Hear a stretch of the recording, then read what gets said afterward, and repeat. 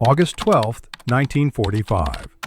The war had only 3 days left to burn across the world, though not a single one of the women knew it.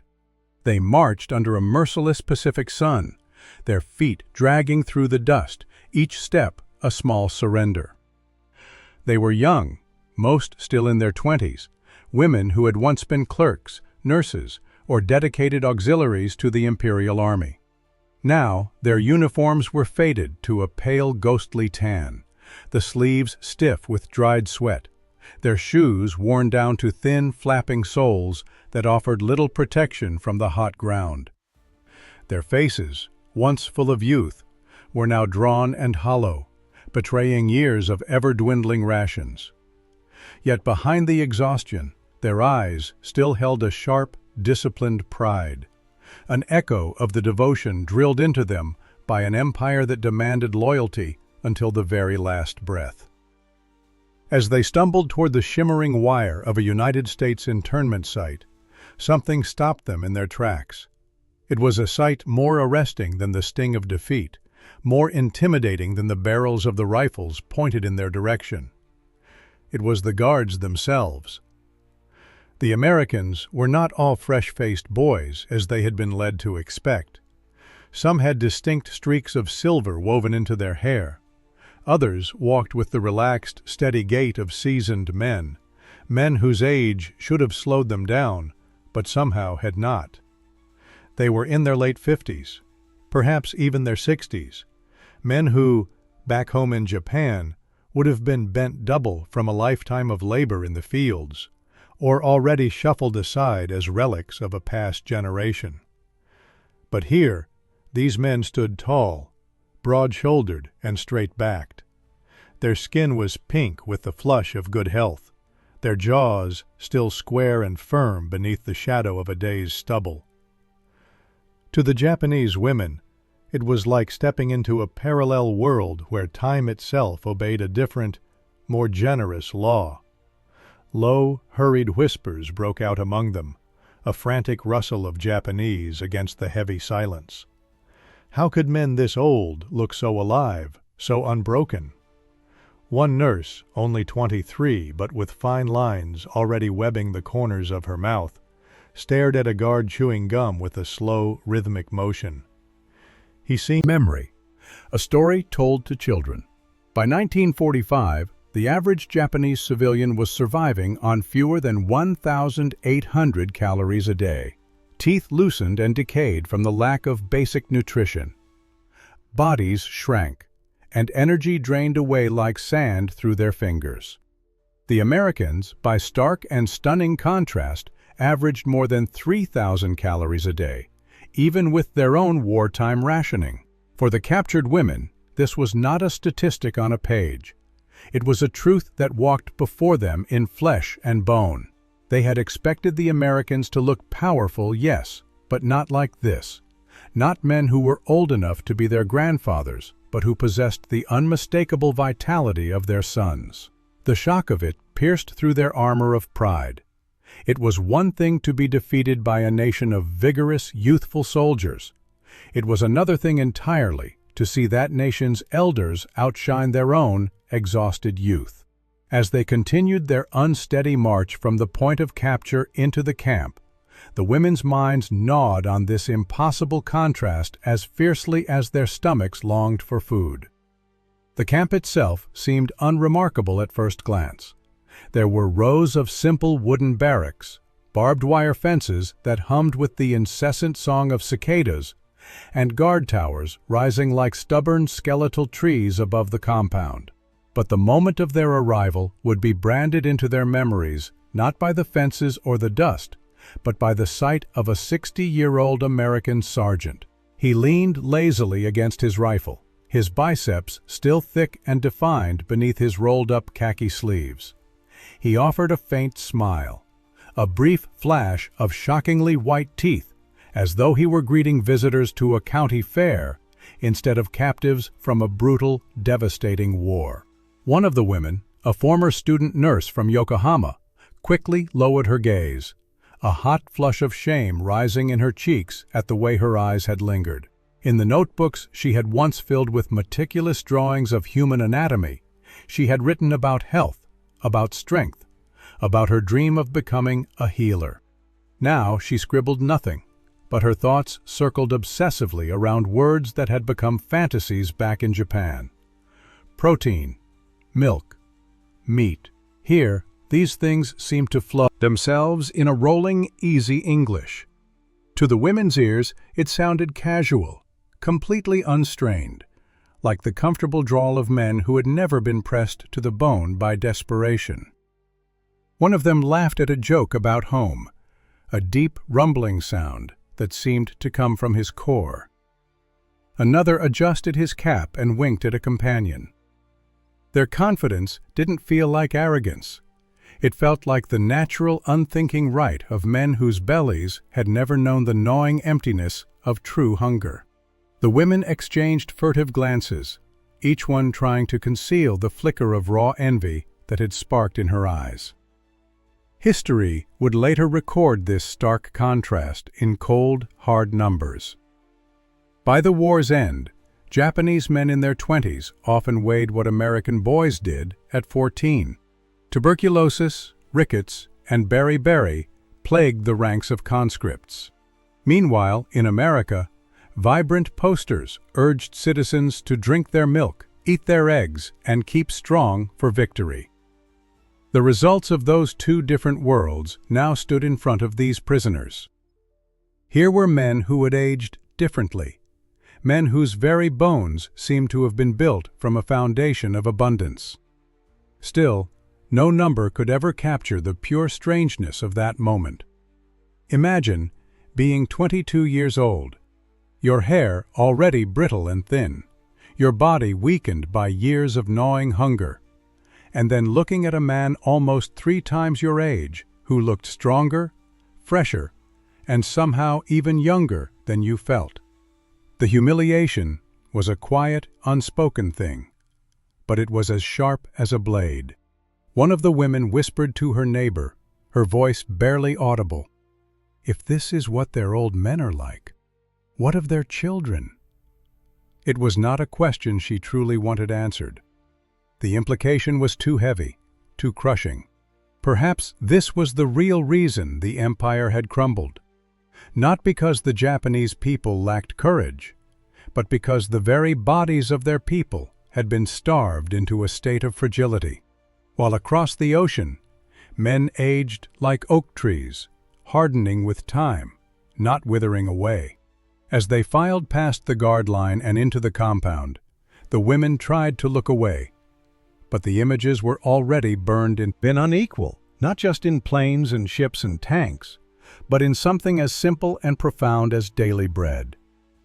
The heavy gates of the camp closed behind them with a final metallic clang, a sound that sealed the women into a world that was at once crude and completely astonishing.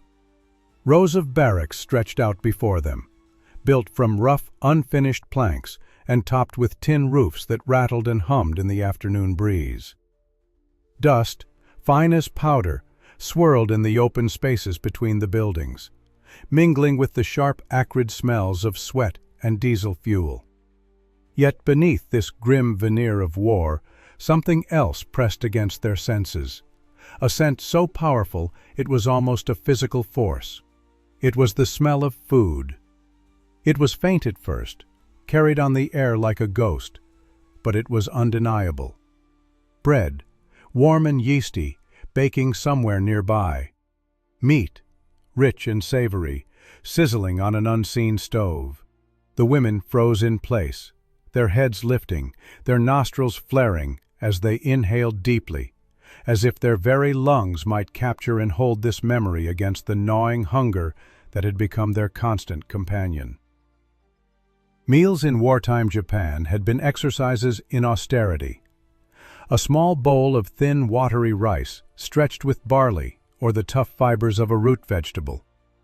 The occasional fish head, boiled until it fell apart, was a treasure to be shared among a whole family. Meat had become almost mythical, a word from a forgotten time. But here, in a camp for captured enemies, The scent of abundance lingered shamelessly in the air. It struck them not just as strange, but as profoundly, fundamentally unfair. To be defeated was one kind of humiliation. To be defeated by a people who fed even their captives better than the Japanese army fed its own soldiers, that was another wound altogether, one that cut far deeper. The guards continued to move with that same easy, unhurried energy, each one an embodiment of vigor. One of them, a man the women guessed to be in his late 50s, hefted a large wooden crate of supplies onto his shoulder as though it were a sack of feathers. His forearms, tanned and corded with thick muscle, flexed under the weight. The Japanese women stared, their potatoes and a pitcher of milk so impossibly white it looked like liquid chalk. To the American guards, this was just breakfast. It was ordinary, unremarkable, the standard fuel for a day's work.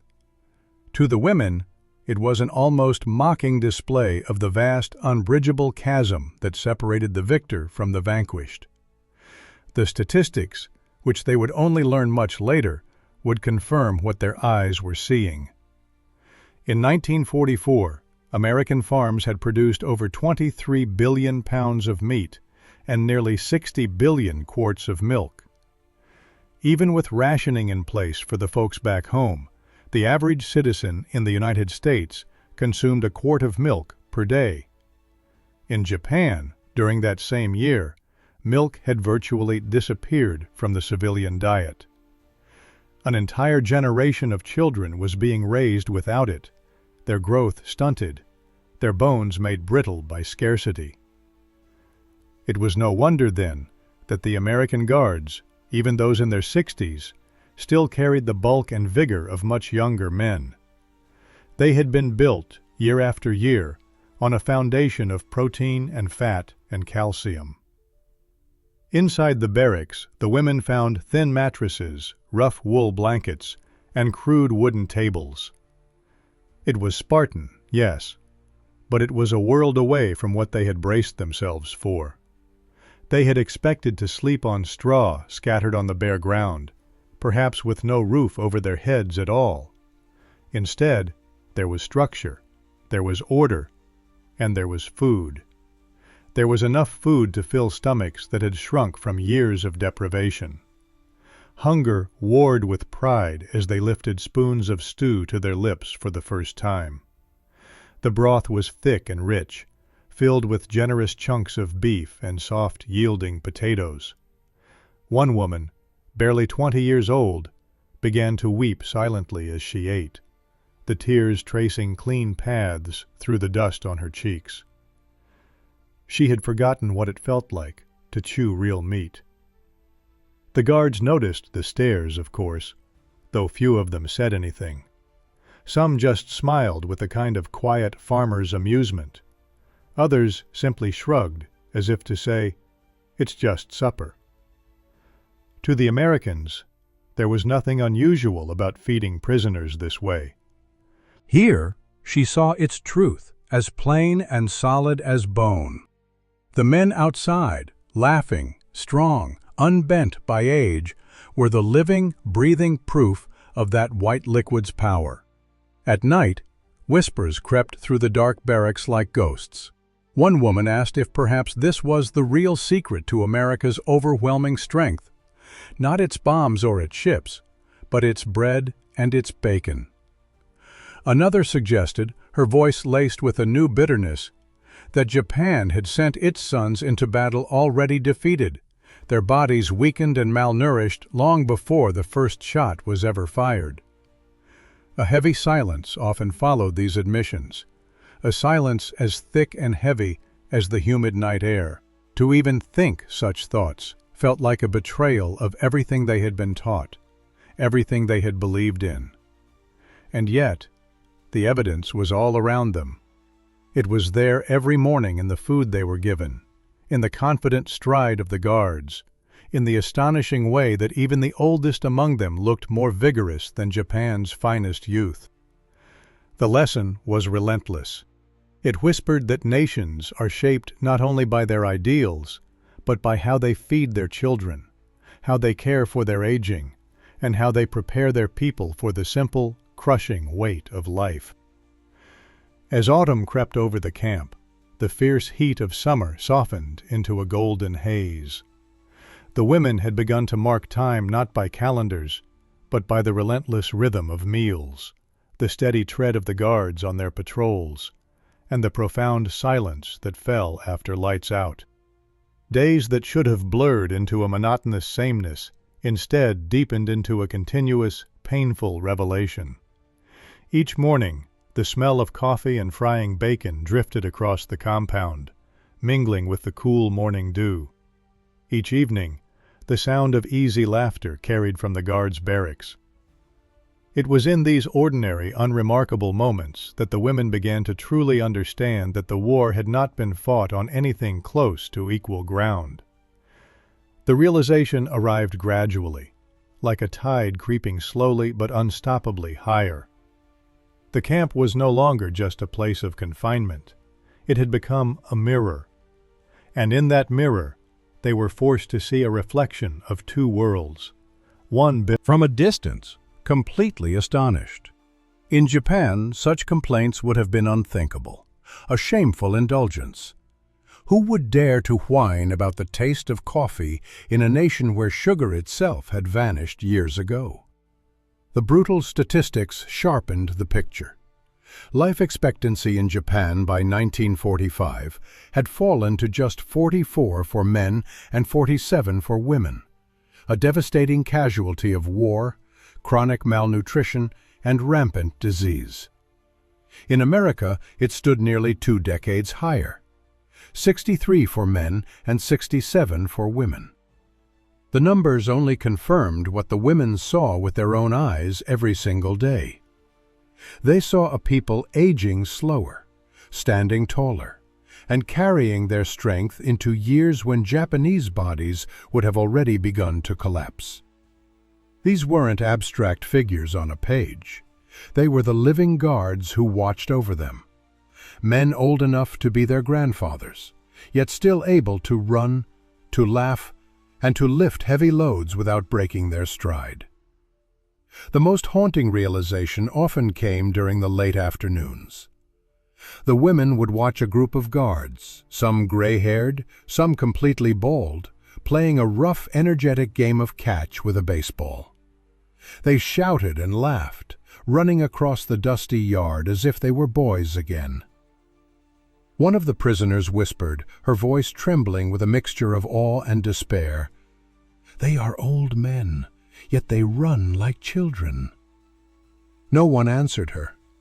The truth in her words was too sharp, too painful to acknowledge. It was in those moments that the women began to wonder if the empire had demanded too much, if their immense sacrifice had been squandered by leaders who were blind to the simple power of nourishment, blinded by their own unyielding pride. The mirror of the camp did not lie. It showed them a future they could not claim. Yet to admit this fully was dangerous to the soul. Pride lingered, as stubborn and hard as bone. Some of the women clung fiercely to the belief that Japan's sacrifice had been nobler, that America's luxury had made them soft, while hardship had forged the Japanese spirit into steel. But in the quiet of their own hearts, the image of 60-year-old guards playing like youths, the surrender finally filtered into the camp. The women's experience took on a new meaning. This was no longer just about a war that was lost. It was about what that war had revealed.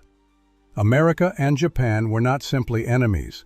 They were opposites, mirror images distorted by the powerful lenses of abundance and scarcity. For these women, the American occupation began not with soldiers marching in the streets of Tokyo, but with the meals served in their prison camp. Milk became more than simple nourishment. It became a symbol of a future they could not yet name, a future where abundance might one day replace scarcity. But this knowledge was not easy to bear. The story of their captivity was not one of cruelty or torture. It was the quiet, devastating story of a mirror held up by men too old to be soldiers, but too strong to be ignored. In their faces, in their strength, the Japanese women saw the hidden foundation of America's victory. And in their own gnawing hunger, they saw the terrible cost of blind devotion. The lesson reached beyond the barbed wire fence, beyond the camp, beyond even the war itself. It whispered that nations are truly shaped not just by their ideals, but by how they feed their children. Years later, when they told the story of their captivity, they spoke not of the guards' cruelty, but of their vitality. They described men in their 60s who looked younger than they felt at 20. They spoke of apples, of thick bread, of milk, and of the sound of laughter echoing crossing a compound of shame. It was not the memory of bombs that haunted them. It was the memory of abundance. And even as the war ended and the world shifted on its axis, that single, powerful image would remain, a wound and a revelation. The image of old Americans who looked impossibly young. For in that one sight lay the quiet, undeniable truth of why one empire had fallen and another had endured.